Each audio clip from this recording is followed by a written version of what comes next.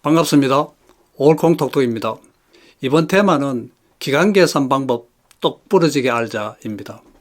우리는 살다 보면 어떤 기간을 정해 약속이나 계약, 계산을 많이 하죠. 예를 들어 오늘 오전에 계약을 하면서 이 계약은 10일간 유효하다 하는 식으로 말이죠.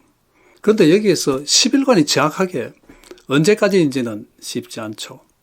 오늘을 포함하는지 마지막 날 몇 시까지인지 또 마지막 날이 공휴일이면 등등 말이죠. 우리 민법은 기간에 대해 몇 개의 규정을 두고 있는데요.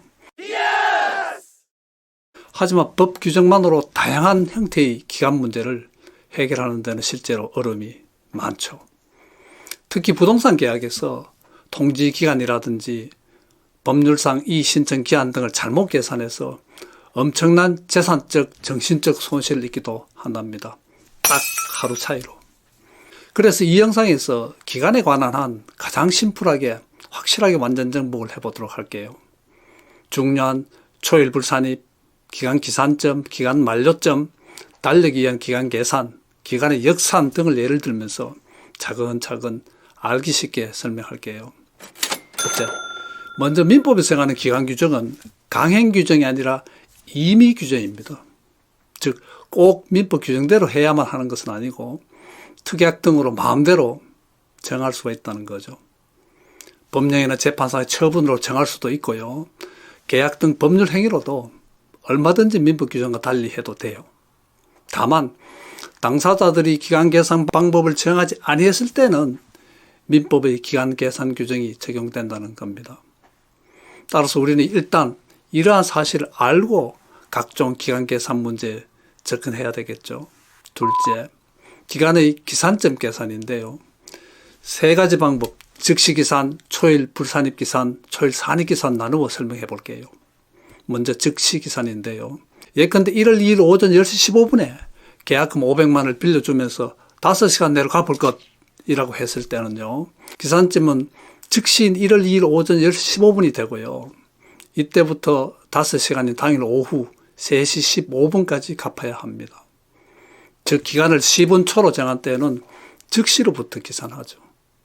다음은 초일 불산입 기산입니다. 기간 계산에서 중요한 개념이죠. 민법상 기간 계산은 초일 불산입을 원칙으로 합니다. 초일 불산입이란 기간 계산에서 첫날은 기간에서 제외하는 것을 말하죠. 예를 들면 1월 10일 오전 10시에 부동산 계약을 하면서 2주 후에 잔금을 치른다라고 하면 여기서 2주 후의 기산점은 초일인 1월 10일이 아니라 다음 날인 1월 11일이라는 것입니다. 이해되시죠? 다만 이 초일 불산입 원칙에는 두 개의 예외가 있습니다. 하나는 기간의 첫날이 오전 0시부터 시작되는 때는 이 원칙이 적용되지 않고 기간의 첫날인 초일을 산입하여 계산해요. 만약 계약 체결 시점이 1월 10일 0시라면 이 계약 체결일이 1월 10일부터 기산하여 기간 계산을 하게 되는 거죠. 또 하나는 나이 연령을 계산할 때 첫날인 출생일을 산입합니다. 가령 2000년 1월 1일에 출생한 사람은 출생일인 1월 1일을 산입하여 2019년 1월 1일에 민법상 만 19세가 되어 성년이 돼요. 마지막으로 초일 산입기산입니다. 재판상 처분 등에서 명시적으로 초일을 산입한다고 할 때나 당사자 간의 법률 행위에서 초일 산입하자 했을 때 그대로 적용한다는 거죠. 셋째, 기간의 만료점 계산입니다. 기간을 일주월연으로 정한 때는 그 기간 마지막 날의 24시에 기간이 만료됩니다. 예를 들어 1월 1일 오전 10시에 계약을 체결하면서 이 계약은 30일간 유효하다고 한 경우에 이 계약은 언제 만료될까요? 자, 살펴볼까요? 초일 불산입 원칙이 1월 2일에 기산하여 30일간에 해당하는 마지막 날인 1월 31일 24시에 종료되어 기간이 만료되는 겁니다. 이해되시죠? 넷째, 역에 의한 계산입니다. 기간을 주, 월 또는 연으로 정한 때는 역에 의해서 계산해야 하는데요. 역에 의한 계산이란 태양력, 달력에 의한 계산을 말합니다. 예를 들어 볼게요.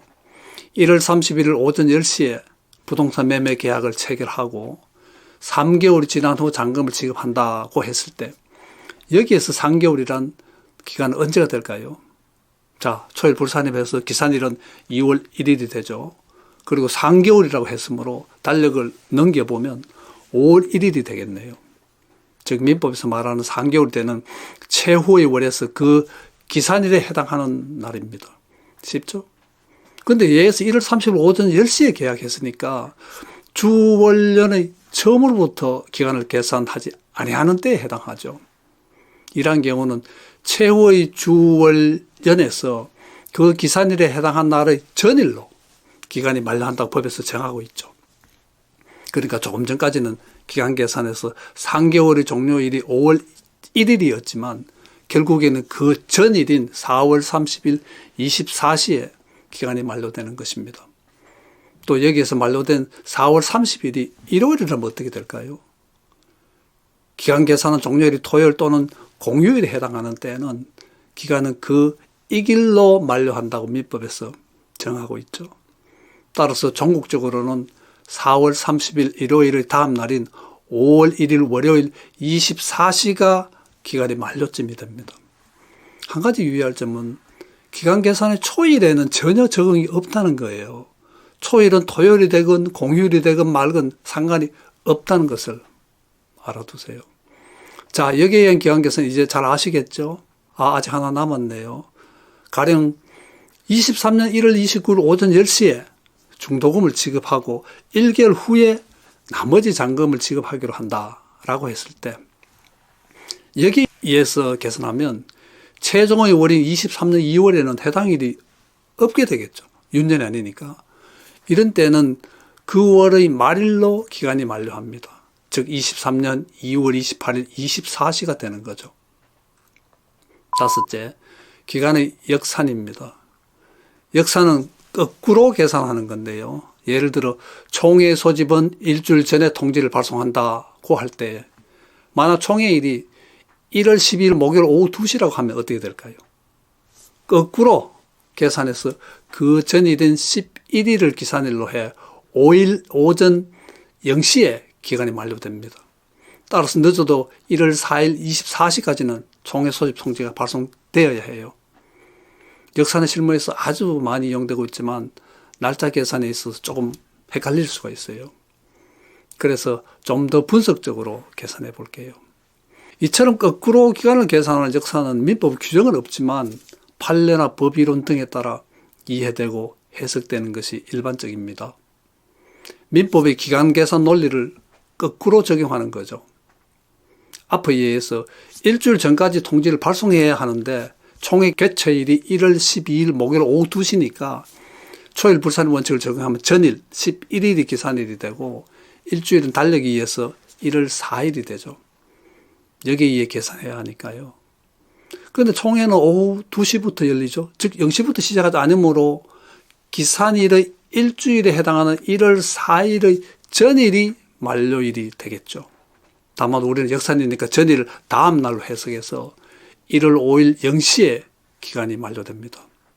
따라서 일주일의 기간은 1월 5일 0시이면 늦어도 1월 4일 24시까지는 총회 통지를 발송해야 해요. 유의할 점은 앞의 예는 발신주의 경우이므로 도달주의 원칙이 적용되는 경우는 만료일 내에 통지가 상대방에게 도달되어야 하겠죠. 이해가 되시나요?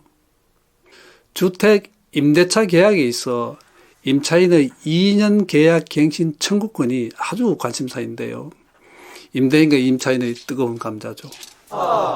특히 이 계약 갱신 청구권은 행사기간이 아주 중요합니다. 역산으로 6개월 또는 2개월 기간을 계산해야 하는데 결코 쉽지 않은 것 같아요. 하루만 잘못 계산하여도 계약 갱신이 되지 않아 큰 손해가 생길 수 있어요. 우선 주택임대차 보호법상 법조문을 볼게요. 예를 들어 볼게요. 임대차 기간이 2022년 9월 25일부터 24년 9월 25일까지 2년일 때 임차인은 계약갱신을 요구해야 하는데 언제부터 언제까지 할 수 있는지 계산해 볼까요? 즉 2개월 전과 6개월 전에 해당하는 날짜를 알아야겠죠.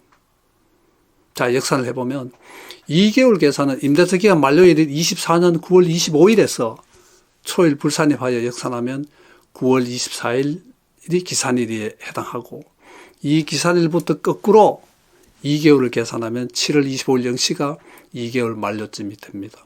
따라서 늦어도 7월 24일 24시까지 임차인의 계약갱신 요구 통지가 임대인에게 도달되어야 하겠네요. 마찬가지로 6개월을 역산하면 24년 3월 25일이 되죠. 즉 임차인은 24년 3월 25일부터 24년 7월 24일 24시까지 계약갱신 청구권을 행사해야 합니다.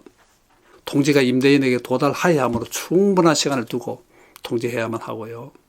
전화녹음, 내용증명 우편 등 증거를 남기는 방법으로 해야 되겠죠. 오늘은 일상생활에서 큰 쓰임새가 있는 기간 계산 방법에 대해 알아보았는데요. 꼭 철저히 날짜 계산해서 불이익이 생기지 않도록 해야 하겠습니다. 구독과 좋아요 부탁드리고요. 더 나은 정보로 곧 인사드릴게요. 안녕.